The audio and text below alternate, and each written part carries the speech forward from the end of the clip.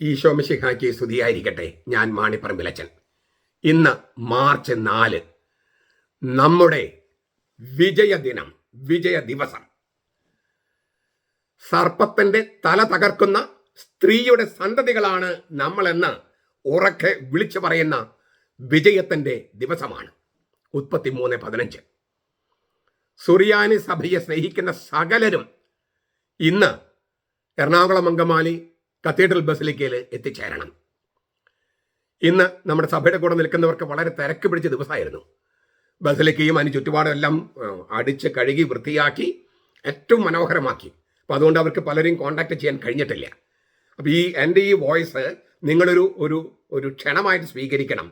സുറിയാനി സഭയെ സ്നേഹിക്കുന്നവർ എല്ലാവരും, പറ്റുന്ന എല്ലാവരും തന്നെ ഇന്ന് എറണാകുളം അങ്കമാലി അതിരൂപതയുടെ ഭദ്രാസന ദേവാലയത്തിൽ, ബസിലിക്ക ദേവാലയത്തിൽ എത്തിച്ചേരണം.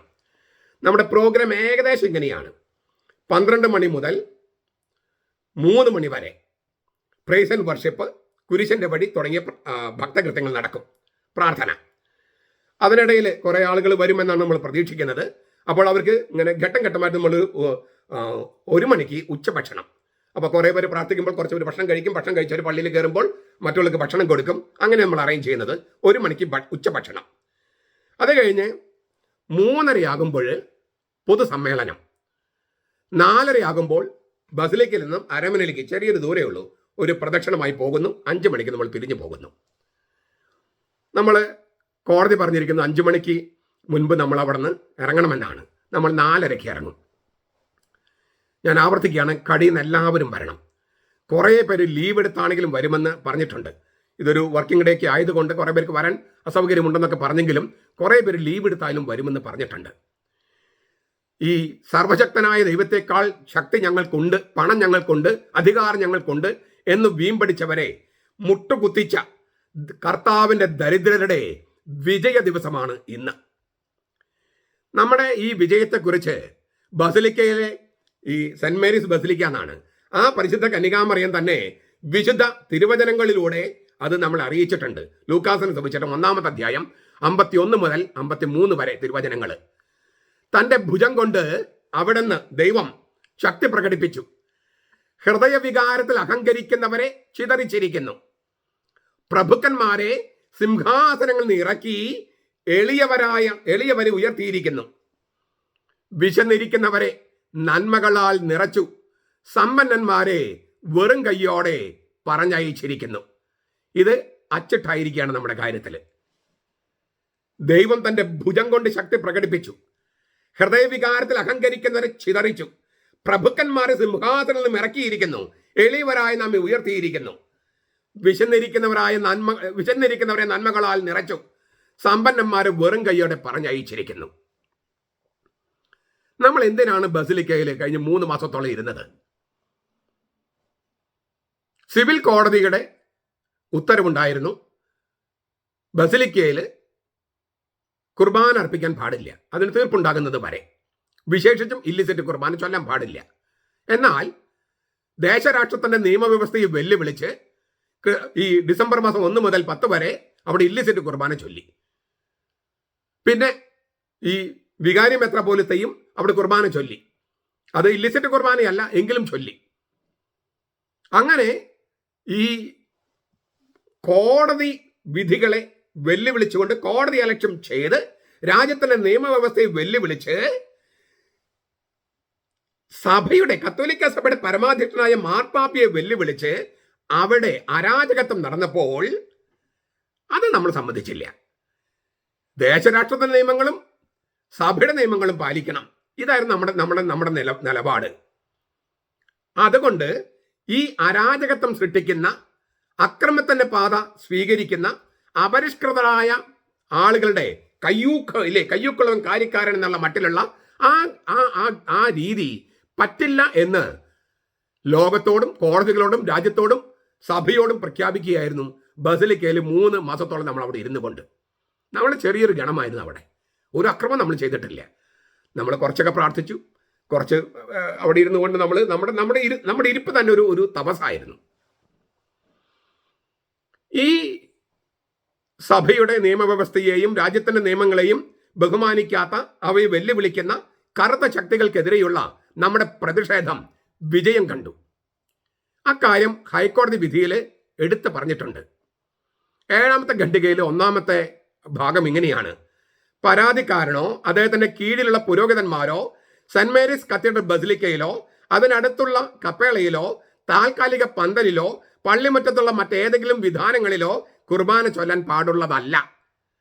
The petitioner and all priests under him will not perform or conduct Holy Mass, Kurbana, at the St. Mary's Cathedral Basilica Church, Broadway, Ernakulam, including the chapel adjacent thereto, or in temporary building or structure within the church premises, pending the mediation.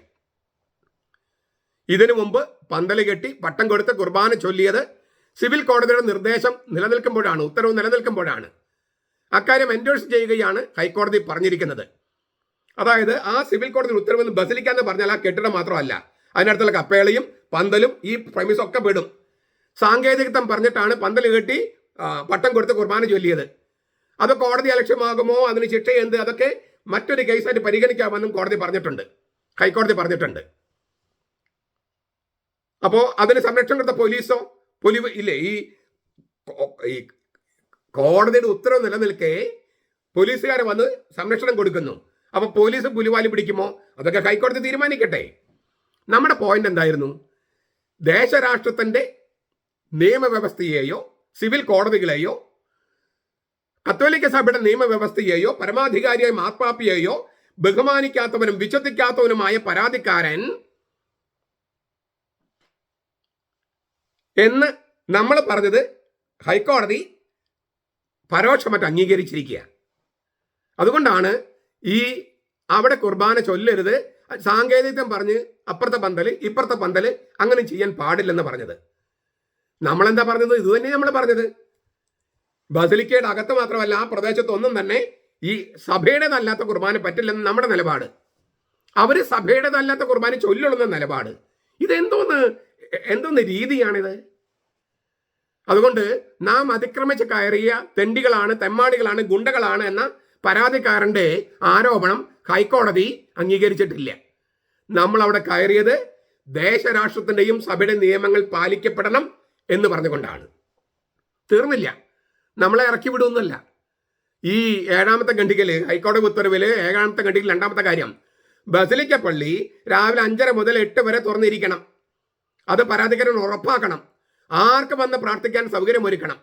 ഒരാളും അവിടെ അകത്ത് പോകാനോ പുറത്ത് പോകാനോ ഒരാൾക്കും തടസ്സം സൃഷ്ടിക്കാൻ പാടില്ല. അപ്പൊ നമ്മൾ അതിക്രമിച്ച് കടന്നതാണെങ്കിൽ ഇതൊക്കെ ഹൈക്കോടതി പറയുമായിരുന്നോ? അപ്പൊ എന്താണ് വാസ്തുവിൽ സംഭവിച്ചത്? ഉത്പത്തി പുസ്തകം 3-ാമത്തെ അധ്യായം 15-ാമത്തെ അധ്യായത്തില് 3-ാമത്തെ അധ്യായം 15-ാമത്തെ വാക്യത്തില് പുരാതന സർപ്പം ആ സാത്താനോട് കർത്താവ് പറഞ്ഞു, നീയും സ്ത്രീയും തമ്മിലും നിന്റെ സന്തതിയും അവളുടെ സന്തതിയും തമ്മിൽ ഞാൻ ശത്രുതയുണ്ടാക്കും. ശത്രുത. അവൻ സ്ത്രീയുടെ സന്തതി നിന്റെ തല തകർക്കും. നിനക്ക് അവന്റെ കുതികാലിൽ പരിക്കേൽപ്പിക്കാനേ പറ്റൂ. ആ പുരാതന സർപ്പം, സാത്താനെന്നും പിശാചെന്നും വിളിക്കുന്ന പുരാതന സർപ്പം, ആ പാമ്പ്, ഉഗ്രസർപ്പം, അങ്ങനെയാണ് വെളിപാട് പുസ്തകം പരിചയപ്പെടുത്തുന്നത്. ഉഗ്രസർപ്പം അല്ലേ, ഡ്രാഗൺ എന്നാണ് നമ്മൾ പറയണേ, ഡ്രക്കോൺ എന്നാണ് ഗ്രീക്കില്. എന്നിട്ട് പറയണ പുരാതന പാമ്പ്, അങ്ങനെയും പറഞ്ഞിട്ടുണ്ട്. ഉഗ്രസർപ്പം എന്ന് പറഞ്ഞിട്ട് പിന്നെ പറയണ ആ പാമ്പ്, പുരാതന പാമ്പ്, സാത്താനെന്നും പിശാചെന്നും വിളിക്കുന്ന ആ പുരാതന പാമ്പ്. ആ പാമ്പുമായിട്ട് സ്ത്രീയും സ്ത്രീയുടെ സന്തതിയും നമ്മൾ ശത്രുതയിലാണ്. ശത്രുതയില് യുദ്ധമാണ്. യുദ്ധം, സമാധാനമല്ല. പൈശാചി ശക്തികളുമായിട്ട് ഇങ്ങനെ കൈകോർക്കലും സമാധാനവും അല്ല കർത്താവ് പറഞ്ഞത്. V R bone to battle.